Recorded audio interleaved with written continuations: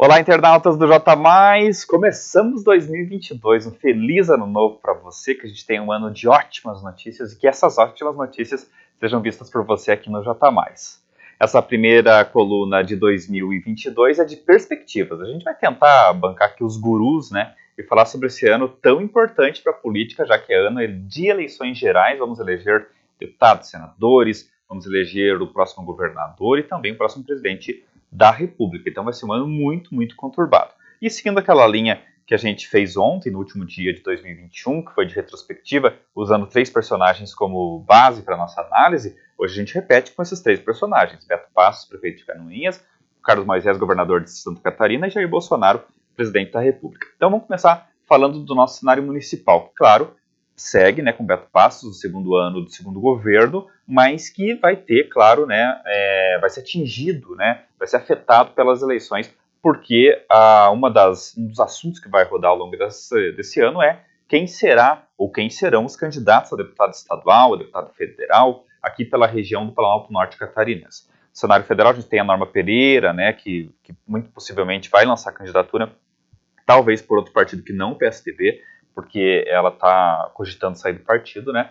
E é um nome quase que certeiro, porque ela conseguiu, no ano passado, a façanha de cumprir por um mês, né, o mandato lá em Brasília, então ela é um nome muito preponderante. A questão do deputado estadual, a gente tem o MDB dando como certo lançar um candidato, tem ali Lúcio Pereira, Paulinho Basílio, também o Reinaldo de Lima Júnior, né, como pré-candidatos, e tem o Renato Pique, que é o candidato natural, vamos dizer assim, a ser lançado pelo PL, que hoje é o partido do presidente da República, do senador Jorginho Melo, e ele tem apoio do Jorginho Melo, inclusive, para lançar uma candidatura a deputado estadual, né? E ainda tem a possibilidade até do próprio prefeito Beto Passos de se lançar candidato. Os prefeitos da região, inclusive, fazem muito gosto de que o Beto Passos lance uma candidatura a deputado estadual, mas ele é muito reticente quanto a isso, ele não vê essa questão com bons olhos. Ele gostaria de cumprir o mandato dele como prefeito, emplacar um substituto, né, que poderia ser o William Godoy, o Márcio Doski, o Osmar Leskovitz, e aí retornar para o mandato de 2028, ou seja, ser candidato em 2028 e voltar para a prefeitura. Que ele gosta mesmo de ser prefeito e não deputado estadual, não vislumbra. Tem ainda o Antônio Aguiar, que pode ser que embarque nessa, né? Ele não está numa boa relação aí com o Beto Passos, com o Renato Pique, e pode sim ser que ele lance uma candidatura com boas chances de eleição, já que ele já foi deputado por 5 vezes. Mas o Pique hoje é o nome que mais desponta nisso. E se ele for para disputa, obviamente, o Beto Passos, né, fica, vamos dizer assim, sozinho na administração do município, já que o Pique é bastante atuante na administração do município, e dessa forma muda algumas coisas ali na prefeitura, mas não muda muito, né, já que o protagonismo mesmo é do Beto Passos. É muito importante a gente falar já desde agora, né? Vamos eleger um candidato aqui, porque o que não pode é o Planalto Norte ficar mais uma vez a ver navios. A gente perde muito, gente, com isso. Vai receber emendinha de 100 mil, 200 mil daquele deputado que vem aqui e faz maior auê. Mas o grosso do dinheiro, as emendas de milhões, isso não vem de modo algum se a gente não eleger um candidato daqui. A gente tem condições para isso. Só falando nos municípios limítrofes aqui de Canoinhas tem essa condição. Não estou nem falando de Mafra e de Porto União, mas a gente precisa se unir em torno de um nome. O MDB vai entrar para jogar água no chope do Renato Pique ou do Antônio Aguiar, porque eles não têm um nome tão expressivo quanto eles, se a gente pensar na disputa da vez passada, a não ser o Leoberto, que chegou próximo do Pique, mas o Leoberto não quer mais ser candidato. Então talvez aí já comece uma tentativa, uma necessidade de diálogo, né? Todo mundo pode se lançar, mas a gente tem que pensar, acima de tudo, no Planalto Norte, né? Talvez até para arbitrar essa questão, as entidades de classe, CDL, o Sindilojas, né, as associações, sindicatos aqui do município, poderiam talvez encampar isso, né, promover debates e dessa forma, então, se escolher um candidato. Para nós seria excelente, né, para não ficar essa disputa apenas nas questões de partidos políticos. Falando no cenário estadual, o Carlos Moisés lançou o Plano 1000, comentei ontem com vocês aqui, que é um plano de R$1.000 por habitante. É um plano super ousado, mas um grande potencial eleitoral. Se isso se confirmar, se as obras saírem, ele tem muitas chances de emplacar a reeleição.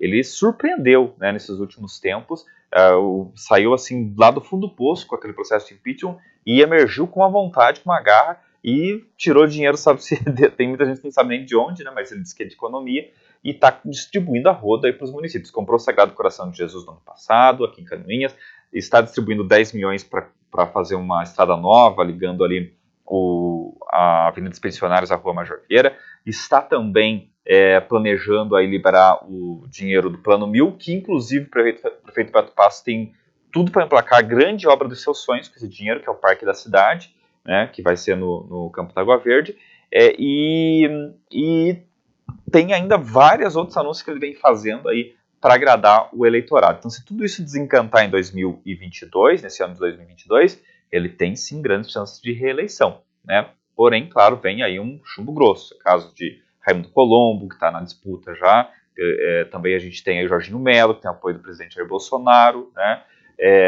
Vários outros, Gelson Merizio também, que vai entrar na disputa. Então está aí pipocando nomes que podem atrapalhar, claro, essa tentativa de reeleição do Carlos Moisés. Mas é tal história, né? Reeleição só se perde por muita incompetência, porque tem o dinheiro na mão, máquina na mão, né? Mídia. Então tudo isso ajuda muito o candidato à reeleição. E o Carlos Moisés, acho que o que define ele nesse início de 2022 é o seguinte: uma verdadeira ressurreição, porque um ano atrás a gente diria, não, esse cara está liquidado na política. Hoje ele está aí, emergiu mesmo, né, das cinzas e conseguiu aí, ressurgiu das cinzas, né, e conseguiu prever um ótimo governo para 2022. Se vai se concretizar, a ver. Já falei isso, aqui em Canoinhas, região, se ele conseguir de fato colocar em prática o projeto de revitalização da SC 477, que segundo ele já está pronto, ele vai sim mudar a opinião de muita gente que eu vejo hoje como traidor do Bolsonaro, que é uma região extremamente bolsonarista, né, como uma pessoa que não é de confiança.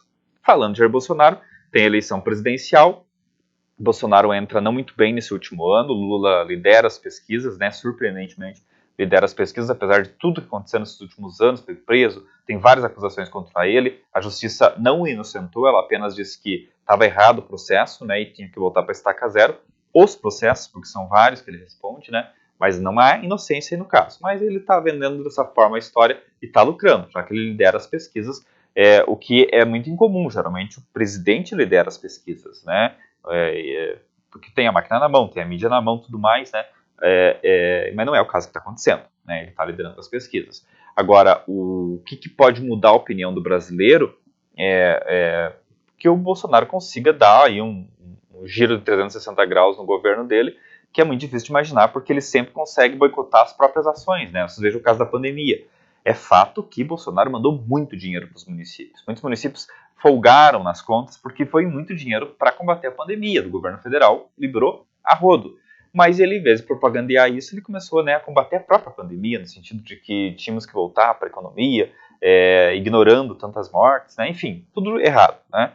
Mas que é fato que ele sim ajudou muitos municípios, ajudou, liberou muito dinheiro mesmo, e é o grande responsável, na verdade, pelo combate à pandemia ter algum sucesso no Brasil, né? Inclusive as vacinas também, vem tudo do governo federal, que ele inclusive combate, né? Então não dá para entender, algo que ele poderia faturar em cima, ele boicota, né? Apesar de estar liberando dinheiro para a compra desse material. Acho muito difícil que ele mude nesse ano de 2022, e isso abre espaço para o Lula, o que é o que as pesquisas mostram, mas tem muita água para rolar por aí, e aí vem a questão da terceira via. Quem é esse candidato à terceira via que poderia ameaçar tanto Bolsonaro ou Lula e ir para o segundo turno com um ou com outro? Né? Já temos João Dória, Simone Tebet, a gente tem aí também o Mandetta, o Sérgio Moro, que na pesquisa, a última pesquisa da Datafolha apareceu com 10%, então seria o nome mais preponderante aí para ameaçar os dois, mas essa terceira via só se torna viável se houver uma conjuntura, uma confluência das forças partidárias